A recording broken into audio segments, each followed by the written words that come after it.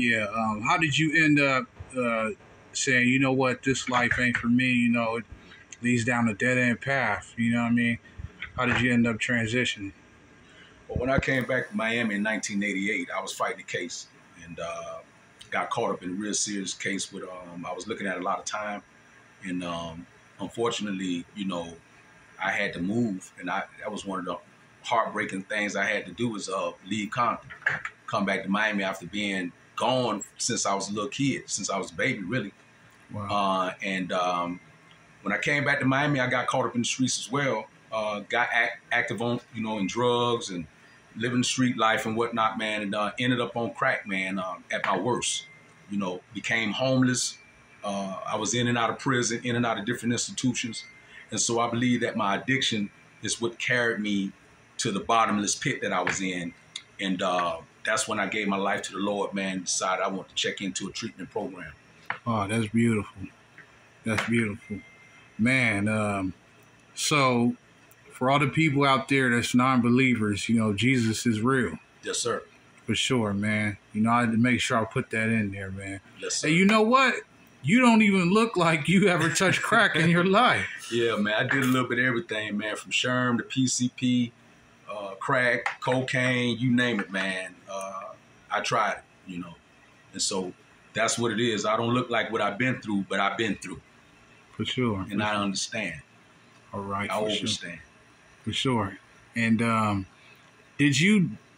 you think L.A. or Compton played a part in the drug use, or was it Miami, like, you know, cocaine real popular here? Well, man, when I came to Miami, man, I was already an alcoholic. You know, being an alcoholic growing up in Compton is almost like a given that you're going to turn out to be an alcoholic if you drinking OE every day and wine and, you know, everything else that we drank, because that's pretty much what we did all day and all night was drink. So I believe I was more or less an alcoholic. And then, you know, like I said, I smoked weed for 20-something plus years. You know what I'm saying? I hadn't touched no cocaine. I sold a lot of cocaine. I sold a lot of crack, but I never touched it in terms of smoking it. But when I moved to Miami, the culture of Miami was a lot different from L.A. because this was almost like the cocaine capital. You know what I'm saying? Right. A lot of snow was floating through Miami. And so it seemed like everybody was doing it. Either they was snorting or they was lacing it. You know what I'm saying? And so it didn't seem taboo. Right. And so, you know, it was like, okay, everybody seemed like they doing it and it's cool. So, you know, even when I left Compton, you know, we was doing primos, homies was doing primos and whatnot like that, but I never touched the primos. And so, you know, I believe it was alcohol that really gave me the courage to try cocaine for the first time. Do you have like a prayer that you said, you know, because believe it or not, it's going to be people watching this video that's addicted to drugs, you know, and they got a chance to clean up, and hopefully your story's an inspiration to them. Yes, sir. So was it a prayer? Do you have what I call the prisoner's prayer, where you in a prison, like you locked up, you like, God, you get me out of here, I'll never touch drugs again? Or what was the prayer like? Man, in fact, my prayer was not a traditional prayer. My prayer was just a call for help, man. You know, I think I did it subconsciously. I think, you know, it tells you in the Bible that God knows our thoughts. You know, he knows the plans that he has for us and plans for us to prosper and have a life, you know. And so I was in a crack house, man, and I can remember having all kind of drugs around me, and I wasn't able to get high. Although I was using the drugs had no effect on me. And so I had a moment of sobriety, even though I was getting high. You understand? And so I would always preach. For some reason, I would talk about God in the process of me getting high. And a lot of the people that I was getting high with didn't like it because they was like, why would you be talking about God? You see what we doing? Why would you bring God up? And it was kind of like blowing everybody high. And I was saying, man, I'm trying to blow you high because I ain't getting high. So if I ain't getting high, ain't nobody getting high. You know what I'm saying? And so I believe that's where my calling came from, man. It was in the crack house, man. And my prayer to God was just help me. And I just waved the white flag of surrender. You have to come to a point of surrender in your life, man, in order for God to help you. That's beautiful. That's beautiful, man. Living the life that you live, man, and that you live now, man, just so it's hope for the young kids out there, man. What would you say to the young joker, you know, out there in Compton, he from the hood now. He got put on. And now, what would your advice be to a little homie from Compton?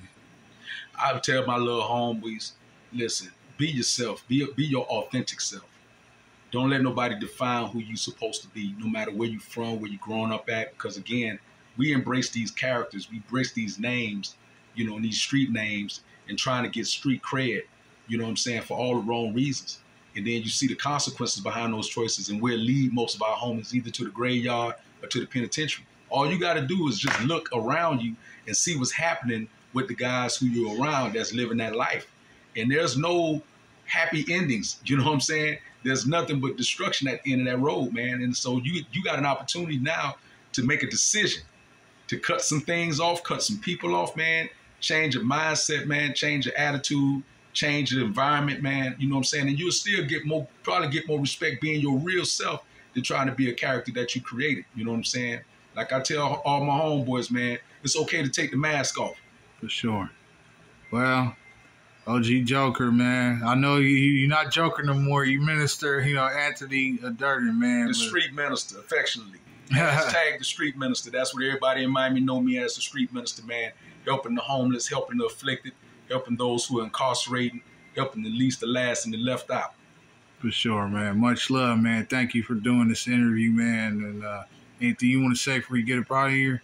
Yeah, man. Shout out to S.WigginsTV, man. Thank you, man, for allowing me this platform, man. And I appreciate what you're trying to do, man. And I support what you're trying to do, especially when it comes down to uplifting our people, man, and giving us a positive word, man. And so I'm not on here to glorify gangbanging. In fact, I'm anti-gangbanging. I'm anti-drugs, and it's all about positivity for me. So I would only come on this platform if it was about doing something positive, to be some light to somebody that's still caught up in the dark. All right, for sure, man. Much love, Minister, man. S.WigginsTV. We out here. Yes, sir.